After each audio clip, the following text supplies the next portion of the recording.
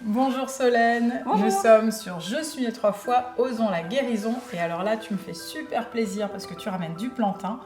Alors moi, le plantain, tu me ramènes en colonie de vacances où, évidemment, tu te retrouves en pleine forêt, puis tu as un enfant qui vient et qui dit « Je me suis fait piquer !» Et là, tu fais « Pas de problème Trouvons du plantain et frottons !» Et c'est génial, voilà. Mais est-ce que ça sert que à soulager les enfants en forêt en colonie de vacances ? Mais c'est déjà une super application, hein. En fait, est-ce que tu sais pourquoi il agit comme ça? Ah non. Il a des propriétés en fait antihistaminiques. D'accord. Et comme l'ortie, on peut d'ailleurs l'utiliser en cure, en amont en fait de la saison des allergies, pour justement s'immuniser un petit peu contre les allergies saisonnières. Et donc ça comment alors du coup? Sous forme de teinture mère, principalement. Ah oui, donc là c'est quand même l'ortie sous forme de... plus concentré. Beaucoup plus concentré, ouais. L'ortie, c'est sous forme plutôt d'infusion. Ok. Et pour le plantain, c'est plutôt sous forme de teinture mère. Alors pour Solène, comme pour tous les experts qui viennent ici, elle parle de teinture mère comme moi je parle de ma paire de chaussettes. Voilà. Qu'est-ce que c'est une teinture mère? C'est une alcoolature. Parce qu'il y a la teinture père, la teinture mère. Voilà, c'est une Alors, vous Qu'est-ce avez que déjà c'est une cherché dans le alcoolature dictionnaire un mot et qui vous en donne un autre que vous comprenez pas. Et donc là, c'est une? En fait, une alcoolature, c'est une macération alcoolique. Ok.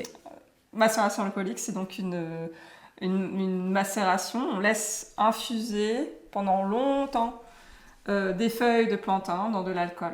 Ça veut dire combien de temps? Et quel alcool? 3 semaines. Ok. L'alcool, ça dépend en fait si c'est des plantes fraîches ou des plantes sèches. On va pas avoir le même degré d'alcool. Mais le mieux, c'est d'utiliser de la vodka. Voilà, c'est quelque chose de très Solène, simple. c'est pas la première fois qu'elle nous fait des décoctions de vodka, je sais pas si vous vous souvenez. Mais alors là, concrètement, je prends un paquet de feuilles. Alors, si vous utilisez des plantes fraîches, il faut penser que les plantes fraîches contiennent déjà de l'eau à l'intérieur. Et donc forcément, si vous mettez dans de l'alcool, ça va diluer l'alcool. Ok. Donc là, on peut utiliser un alcool un peu plus fort en proportion, enfin en concentration d'alcool. Mais si vous n'avez pas d'alcool fort sous la main, de la vodka suffit très bien. Vous pourrez par exemple aussi faire présécher les feuilles légèrement pour enlever justement cet excès d'eau et pour avoir un alcool assez concentré. Okay. Après une alcoolature, ça se prend une dizaine de gouttes, à peu près, 3 fois par jour, pendant à peu près 3 semaines. C'est toujours des cures de 3 semaines, c'est toujours des macérations de 3 semaines, des alcoolatures de 3 semaines. Le 3 semaines est très important dans l'herboristerie. C'est un peu le... Ah, mais nous en parlerons demain par rapport au nombre symbolique. Le 3 fait partie vraiment... j'allais dire, il fait partie de l'initiation en tant que tel. Donc c'est extra. Voilà. Donc teinture mère de plantain avant les saisons complexes pour c'est ça. Pour qui c'est compliqué. J'aurais pu en ramener, j'ai oublié parce que j'en avais de la vodka de plantain? Exactement. Bon, c'est pas à goûter comme ça parce que c'est pas très bon. Hein. Il faut vraiment le diluer dans un grand verre d'eau pour les prendre. Et Ah, je pensais, tu vois, je t'aurais pas demandé. Tu pensais, oui, bah heureusement que tu le dis. J'aurais mis en sublingual, et là tu dis plutôt diluer dans de l'eau. Diluer dans de l'eau, c'est exactement, c'est ça. Voilà. Et alors pourquoi tu as mis à côté du plantain? Alors d'abord, juste pour le reconnaître, parce que toi tu nous donnes toujours des... Alors, est-ce qu'il y a quelque chose de... Oui, c'est assez particulier, le plantain. En fait, il a des feuilles lancéolées, donc celui-là c'est le plantain lancéolé. Il a une forme en fer de lance, on appelle ça.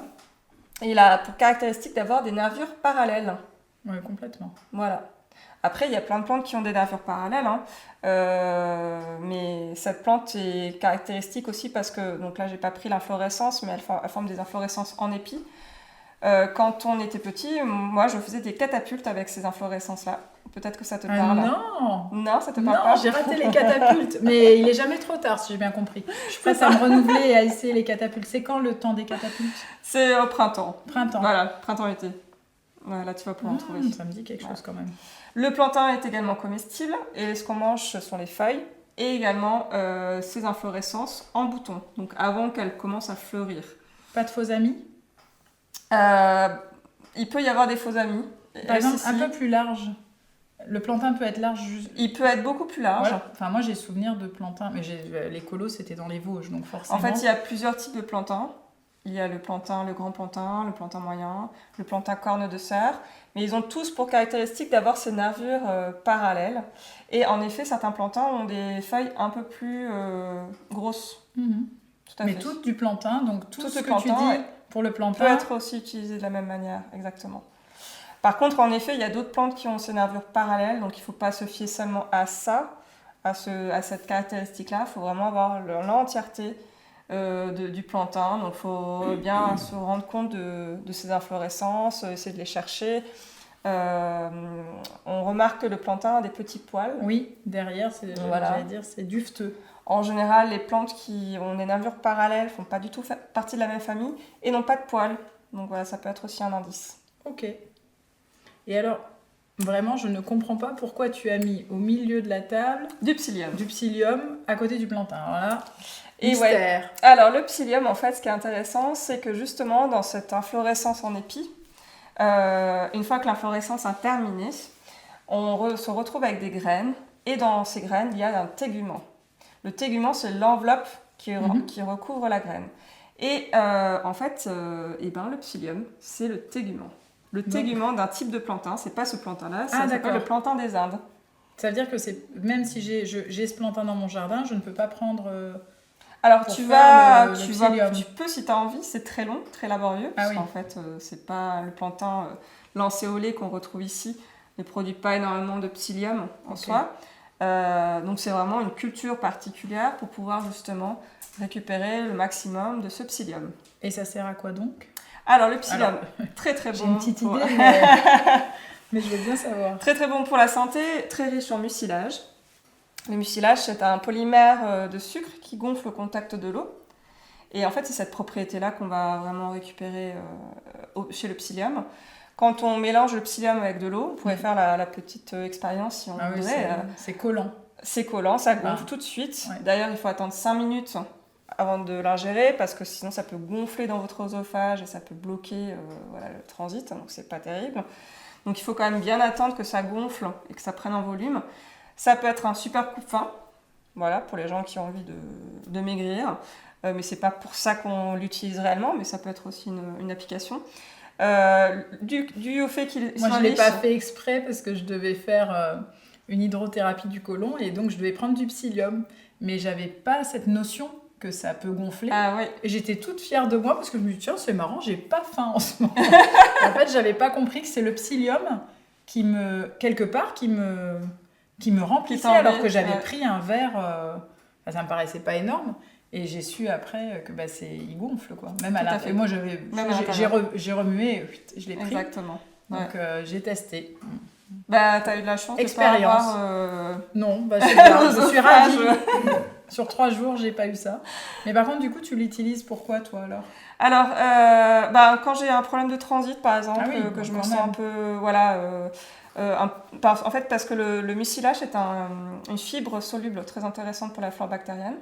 Donc, ça peut équilibrer justement équilibrer ta flore. Et principalement, les gens l'utilisent aussi parce qu'ils ont des problèmes de transit, constipation ou même diarrhée. Ça peut jouer dans les deux. C'est une plante qui rééquilibre en fait le transit en général. Souvent, c'est surtout parce qu'on a des problèmes de constipation qu'on le prend, puisqu'en fait, comme c'est une éponge, ça va aller gonfler les selles. Et donc, ça permet d'aller aux selles plus facilement. Ok. Mais ça peut aussi rééquilibrer le côté diarrhée. Et là, tu as marqué 1 cuillerée à café par jour. C'est une posologie pour qui ? Alors ça, c'était pour ma maman. C'est ma maman qui me l'a donné. Et donc, ça serait de temps en temps ? Ça serait quand je sens là, c'était pour ses problèmes de constipation. À tout savoir.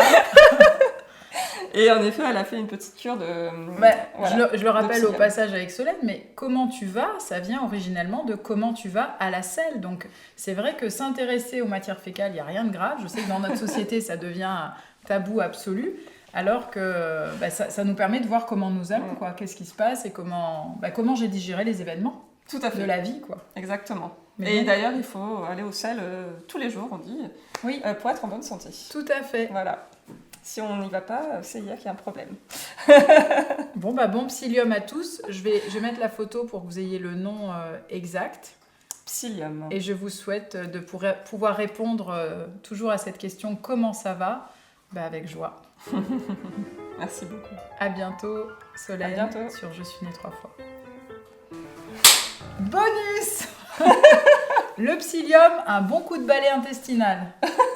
C'est ça ? Oui, c'est ça. Vas-y. Non, mais c'était juste pour rebondir en fait sur ce que tu disais par rapport à cette cure que tu as pris de psyllium pour tes problèmes de transit. Alors, je ne sais pas des problèmes, c'était pour faire un grand lavage. nettoyage. Ben voilà, donc c'est juste pour rebondir là-dessus, tu l'as évoqué. Mais en effet, ça peut être utilisé comme balai intestinal. Et il y a des gens qui se font des cures pour pouvoir justement purifier un peu l'organisme et les tuyaux, quoi, pour laver les tuyaux. Moi, j'avais l'impression que ça avait capté, comme accroché des matières pour pouvoir les emmener. Enfin, le vécu, c'est que le tégument permettait comme d'attraper un peu ce qui traînait, excuse-moi, toutes de les l'amener glaires, tout à fait. Mais c'est le cas, en tout cas, c'est comme ça que les gens l'utilisent pour pouvoir faire des cures de jeûne, voilà, et pour un peu laver l'organisme. Ça peut être une utilisation. Bon lavement à tous. Bonus 2. Cuisine. Non, c'est une plante, mais j'ai pas le terme là. Attends, je suis embêtée parce que c'est une plante qui colle, qui fait liant, qui fait épaississant. Non, mais ça remplace, voilà. C'est une plante qui remplace le gluten, c'est ça que je voulais dire. Ah bah alors ça c'est merveilleux ça. Ça remplace la gélatine. Et ça remplace la gélatine. C'est merveilleux. On peut se faire des petites recettes culinaires sans gluten grâce au psyllium, donc parce qu'il permet justement ce côté liant en cuisine, et notamment il y a beaucoup de gâteaux qui peuvent être faits à partir de cette plante. Mais donc en plus c'est bon, voilà. Et en plus c'est sans gluten, et en plus tu vas mieux à la selle. Voilà. C'est merveilleux, merveilleux. Il faudra que tu nous fasses une petite recette de gâteau psyllium au chocolat. On peut demander à Phoebe. Oui, c'est ça. À bientôt pour de nouvelles recettes. À bientôt.